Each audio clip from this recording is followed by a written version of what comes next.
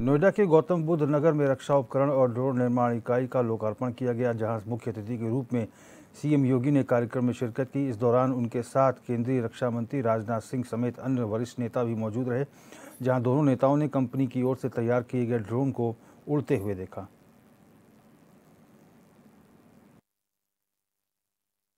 अपराध, गुंडागर्दी, वसूली, रंगदारी और न जाने कितनी चुनौतियां मैं जानता हूं इस चीज को इंडस्ट्रिस्ट के सामने मौजूद थे।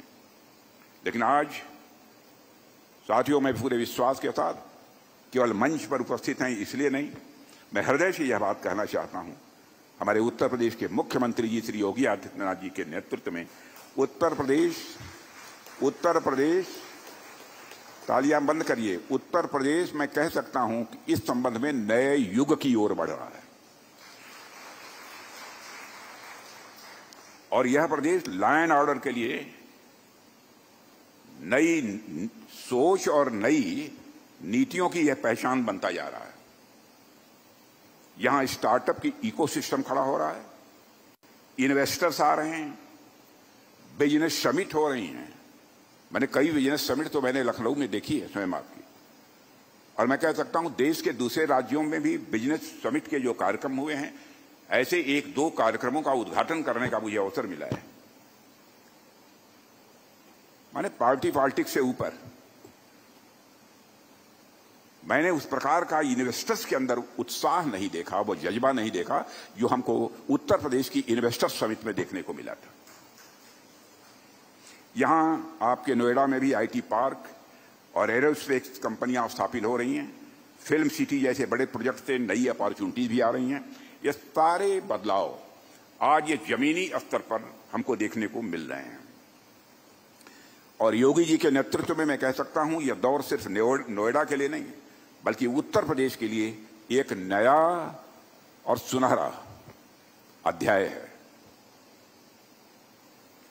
साथियों, आज जब देश के एक एरो इंजन टेस्ट बेड को जब राष्ट्र को समर्पित किया गया है, तो मैं एयरक्राफ्ट की इंपॉर्टेंस और इसकी यूटिलिटी पर कुछ बातें आपसे यहां करना चाहूंगा। आमतौर पर एयरक्राफ्ट शब्द सुनकर हम सबके जेहन में तेजस, राफेल, फाइटर जेट्स, इन सब सारी चीजें जितने फाइटर प्लेन्स होते हैं उनकी तस्वीर हमारे सामने आ जाती है। यह स्वाभाविक भी है, क्योंकि यह सारे के सारे फाइटर एयरक्राफ्ट हैं।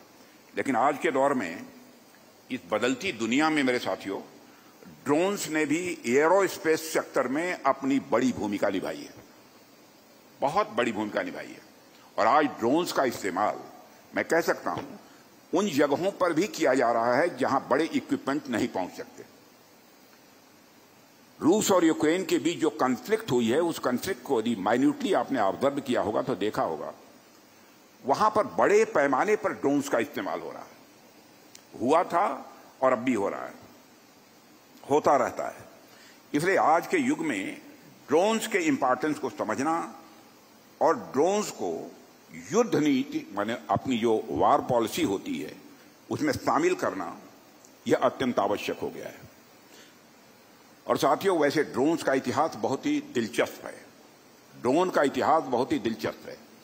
आपने अपने शुरुआती दिनों में जिसमें इसका प्रारंभ हो रहा था, ड्रोन्स केवल सर्विलेंस और जांच पड़ताल के लिए ही इसका इस्तेमाल होता था। फिर बाद में कुछ देशों ने कॉम्बैट ड्रोन्स डेवलप करना शुरू किया और सीमाओं पर होने वाली लड़ाइयों में इनका प्रयोग दुनिया के कई देशों ने प्रारंभ किया। जिन देशों ने ड्रोन टेक्नोलॉजी में इन्वेस्ट किया, उन्होंने इस क्षेत्र में बहुत बड़ी बढ़त हासिल कर दी है। उत्तर प्रदेश इस देश से पहले से बहुत समृद्ध रहा है, और खासतौर पर उत्तर प्रदेश में पहले से ही 9 ऑर्डिनेंस फैक्ट्रीज पहले से यहां पर कार्यरत हैं। आज भी वे सफलतापूर्वक रक्षा उत्पादन के लिए अपना कार्य कर रही हैं।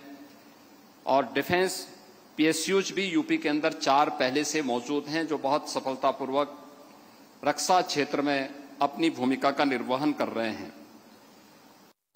मैं आभारी हूं आदरणीय प्रधानमंत्री जी का और आदरणीय रक्षा मंत्री जी का जिन्होंने देश की वर्तमान की चुनौती को ध्यान में रखते हुए देश के अंदर 2 डिफेंस मैन्युफैक्चरिंग के जो 2 नए केंद्र उभरते हुए दिखाई दे रहे हैं, उनमें से एक उत्तर प्रदेश को दिया है और उत्तर प्रदेश में हम 6 नोड में उसका विकास कर रहे हैं।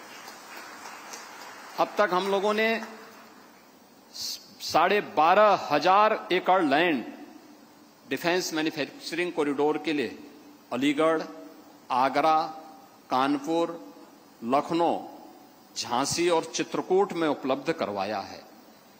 और इसके अलावा हम लोगों ने इस बात को भी सुनिश्चित किया है कि जितना भी लैंड चाहिए और जिस भी प्रकार की सुविधा चाहिए उत्तर प्रदेश सरकार उपलब्ध करवाएगी। मैं धन्यवाद दूंगा आदरणीय रक्षा मंत्री जी को, जिन्होंने ब्रह्मोस मिसाइल का केंद्र उत्तर प्रदेश की राजधानी लखनऊ में बनाया है। अब लखनऊ ब्रह्मोस मिसाइल के रूप में भी जाना जा रहा है, क्योंकि लखनऊ की जो मुस्कुराहट है वह तब तक अधूरी थी जब तक वहां से मिसाइल की गूंज दुश्मन के कानों तक न गूंजे, और अब वह और अच्छे ढंग से देखने को मिल रही है। और अभी ऑपरेशन सिंदूर के अंदर ब्रह्मोस ने अपनी क्षमता का प्रदर्शन भी किया है। ऐसे ही उत्तर प्रदेश के अंदर बीडीएल का झांसी में केंद्र बनाने के साथ ही वहां पर उसकी मैन्युफैक्चरिंग की कार्रवाई भी प्रारंभ हुई है। AK-203 अमेठी में इसका निर्माण का कार्य चल रहा है। बबलेन स्कॉट का हरदोई में कार्य चल रहा है।